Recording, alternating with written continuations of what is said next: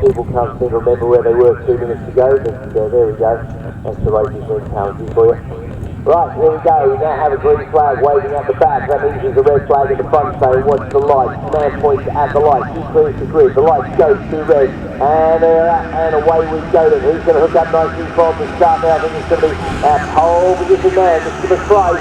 He's looking to do the dominant double once again, isn't he, Bradley? Yeah, so he had a good day yesterday with the lap record under 2 wins, that pole position on both occasions. He will clearly look to do that again. And Sean O'Hara and Dan North, at number 7 and number 39, they were having a great fight in yesterday's 2 races as well. And if you look at the results yesterday, it was Dan North who got the better of Sean O'Hara on both occasions. So you know that Sean was looking to put that right in the 6 laps ThunderBike 500 race. But they're all through Wilson safely, which is always good to report. As they took in towards the left-hander of Palmer. The first left-hander on this circuit was very deceiving as well, I found out yesterday, into the left of Palmer. It's a little bit later than what you think, a lot later than you think. Yeah, first time you go through there, you're very easy to find yourself running very wide.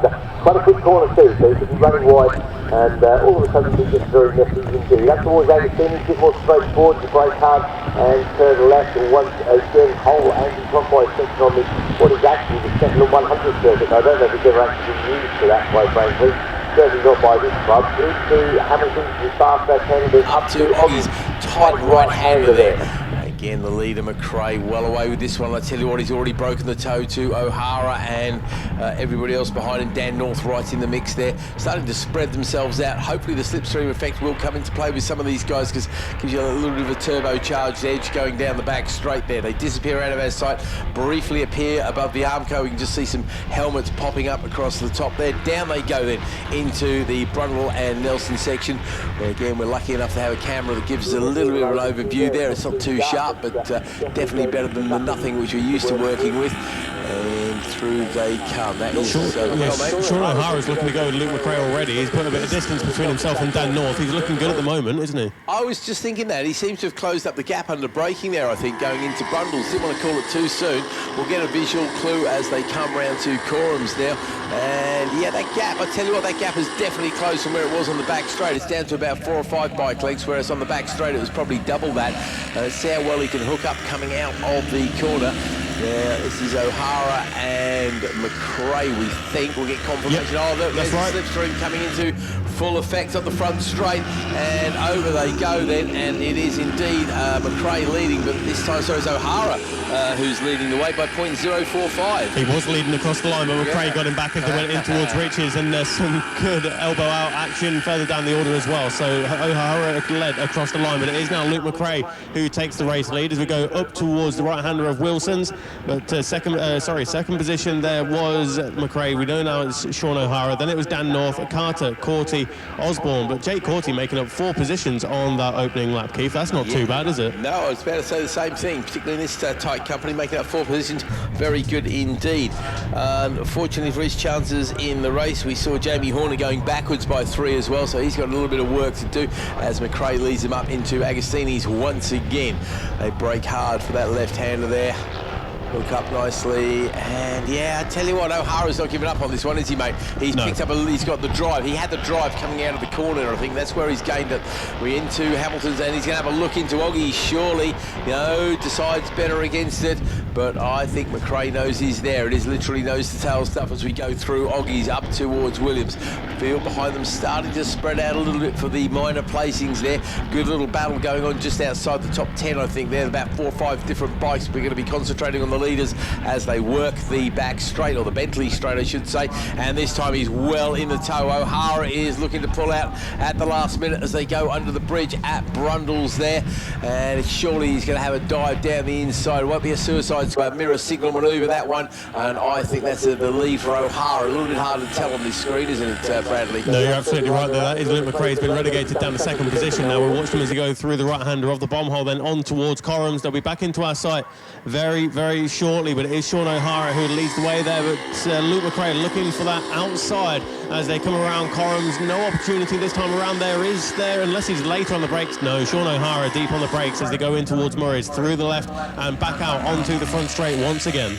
I think McRae was decided against going for opportunity down there. I think he's decided to get the better drive off the corner, so I wouldn't be surprised to see him work the slipstream, come alongside his rival over the line here, and indeed that is almost the case. Doesn't quite do. Yes, he does actually. actually, sorry, he did it sooner than I thought. So it is McRae leading O'Hara over the line. First flying lap here, and we're into the 2:17s. So we did see the lap record get broken yesterday.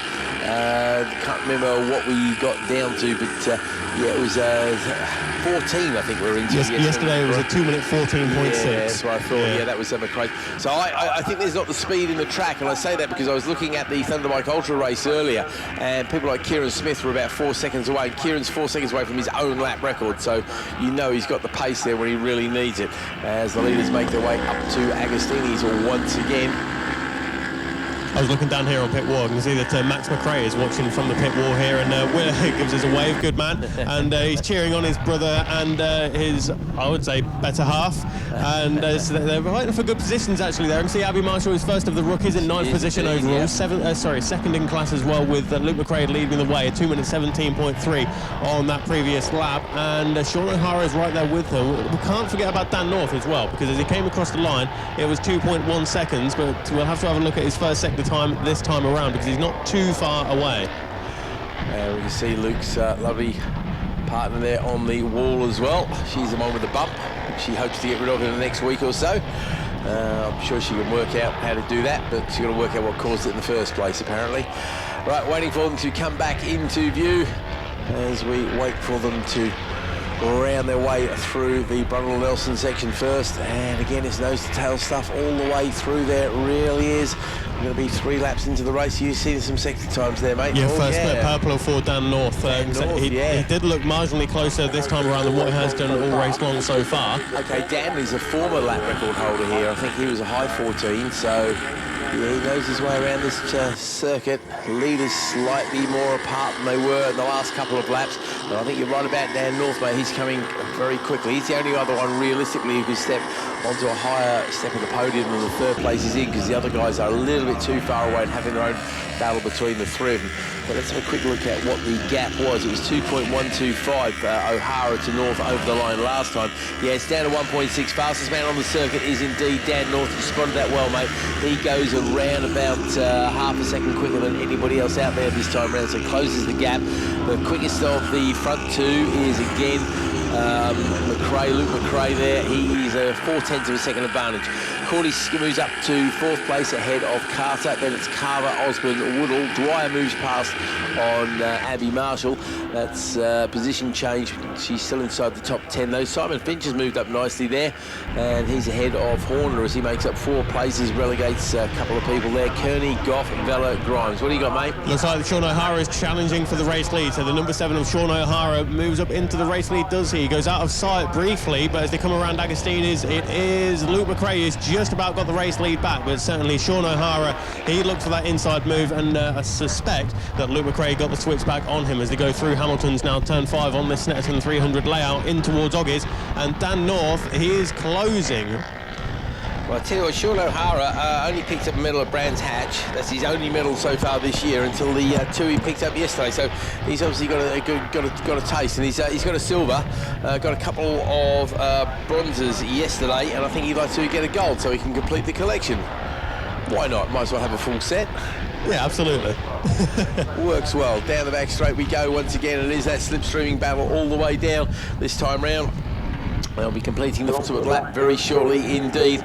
And these might be little lightweight bikes. They might not be having huge amount of horsepower, but I promise you, these guys are working them hard. Dan North, he was 1.6 seconds behind, but he's gone 0.8 of a second quicker than the guys in front in that first sector alone. So it was a dicing duo. It's now a leading trio as they come around the bomb hole, and he's there or thereabouts is Dan North. And of course, we are at half race distance now, so when they come across the line, it will be 4 laps complete and then 2 to go. So round Corrams in towards Murray's, and he's right there, isn't he? He's right in the leading pack now. No, he's going to be picking up the toe very shortly indeed. There's a big old gap between the next little battle that's going on for that 4th place, but I'm afraid there might be some class honours and things like that going on there, but let's not worry about that. These 3 are all in the same class as well. They're all in the C2 class. They come across the line. They're separated by 0.24 of a second. 2:15 that time for North as well. He's getting quicker and quicker as he uses the full advantage of that toe. It was McRae, O'Hara and North. That was the order across the line. I dare say it's not going to be like that for the next couple of laps as the rest of the field come across to see if there's any great changes there. Nope, nobody inside the top 10 has swapped places. We've got to go back to 13 where we see Vella going past on Kearney and Goff, Carver going past on Grimes. So still some good little scraps going on, but we're going to concentrate on the main one at the front. That was a challenge for the race lead at Palmer's, and Dan North just about had the race lead, but Sean O'Hara's got the cutback, so somehow Luke McRae has gone from the race lead down to third position, but as you said there, Keith, it will probably change in the next couple of corners anyway. Yep. Good five-way battle coming across the line at the moment as well, and that is between Fruin, Hayward, Rowland, Robson and Campbell. Yeah, a little bit of a battle going on in the rookies there as well. They're arguing over some rookie places. As far as rookie honours go, they're trying to get the third place there. Marshall leading the way in the rookies, ahead of Kearney, and then is Carver a rookie? What's that mean? It is a rookie, just a funny way of writing it. Okay, all good. So maybe they're just arguing over the minor places because they've all got their championships within championships. There's about 5 championships inside these ThunderBike 500, so it all gets very confusing. But if you're involved in it, I think you know what's going on. Well, obviously we're worried about the main battle at the very sharp end. It's a C2 battle, the middleweight class, the most popular class there, but more importantly, of course, for overall honours. And they go down through Brundles and into Nelson's, and here we go. Look at those 3 of them up to the bomb hole. That is Dan North leading the way on bike number 39, and he's got a little bit of a distance between him and second position as well. It's going to be interesting to see what sort of lap times these guys can manage to pull out. Nobody goes purple. Yes, they do. Dan North went purple in that first sector.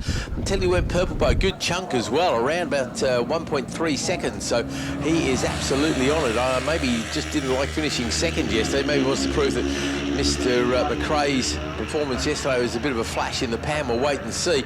Here we go then, over the line. There's the last lap flag. Side-by-side action for far as the second place battle goes, but Dan North is well and truly in the lead. Comes across the line. Doesn't do anything special in lap times. It's 2:16. What's important about that, though, is he's 1.1 seconds quicker than McRae or O'Hara behind him. So good move there by Dan North, and Dan now knows he's only got to hang on to it for one more lap, and it's going to be 25 points in his championship bag. He does actually lead the championship by a good chunk from Luke McRae, but as we were saying a lot this weekend, there are 300 points on the table, so anything can happen as the other arguments come across the line. Some really good scraps all the way down through the field here, but look at that lead that Dan North. Hey, that's either Dan North is miles in front, or we've lost one of the top 3, mate. I heard a bit of chatter on the radio there too. Up at Wilson's rider is up and okay. Yeah, I think that's one of our top 3, mate. Right, there's Luke McRae, there's Sean O'Hara. I think that's going to be Dan North, unfortunately, lobbing it down there. So goes just the hero to 0 bit down there. And I have to say it was probably all on his own. I'm speculating there, but he was kind of out in front. Maybe just outbraked himself a little bit there, which is a great shame because he was around about a minute and a half away from picking up 25 points, extending his championship lead. Now he's got to sit there and watch as his main rival, he's actually his main rival, that's Luke McRae, close that gap. Now obviously right now he's going to be cheering on Sean O'Hara because Sean is not quite so close to the championship, and if he can deprive his rival of 5 points, that would be a definite bonus. But right now Dan North, unfortunately, he's fit enough to lick his wounds, but he'll be cursing his luck there. I don't know what happened exactly. All of a sudden he just went AWOL, maybe just outbraked himself, cranked it over a bit too hard. Easy to make a mistake down into a tight hairpin, especially if you come off a far. McRae and O'Hara were separated by a 10th of a second, and McRae has gone purple in sector number 1 with a 1:29.9. That is 0.8 of a second quicker than the previous fastest first sector. So out of Murray's and onto the front straight. Look how much of an advantage he's already opened up on this lap alone. On this final lap, that is to say, for Luke McRae over Sean O'Hara. But round of applause goes out from his good lady and brother. Takes the checkered flag, 3 wins out of 3 races. 2-minute 14.437 as well, Keith. That is a new lap record. 14.437, thank you. On the final lap for Luke McRae. Sean O'Hara across the line, 5.3 seconds adrift at the end of the race. But the gap between first and second being 5.3 on the result sheet really doesn't tell the story of that whole race, does it? With Jake Horty coming across the line now to round out the overall podium. What I'm amazed at is he's sitting there past his lap, on the last lap, which is obviously not an unusual time to do it, but it's just how much quicker he suddenly went than everybody else around him. So that's a 2:14 for him, right? 2:14.4. His rival O'Hara, his best lap of the race was a 16.8 a couple of laps ago. Then we go back to Jake Cordy, who finished in third. He's into the 18th. If we have a look at Dan North, he was a 15.1.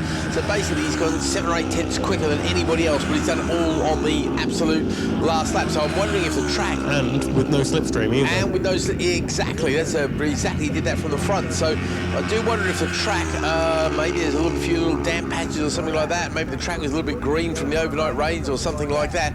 But I tell you what, I think this track is coming good there, because that's the first race of the day, technically, and it's also our first lap record of the day. So let's wait and see how that goes on. Let's have a look at the rest of the field, though, as Corty, Carver, Carter, Osborne, Woodall, Dwyer, Marshall, Vella, Goff, Finch, Kearney, Carver, Grimes, Horner, Stacey, Goodman, Maud, Gregory, Fruin, Hayward, Rowland, Robson, Campbell have all come across the line.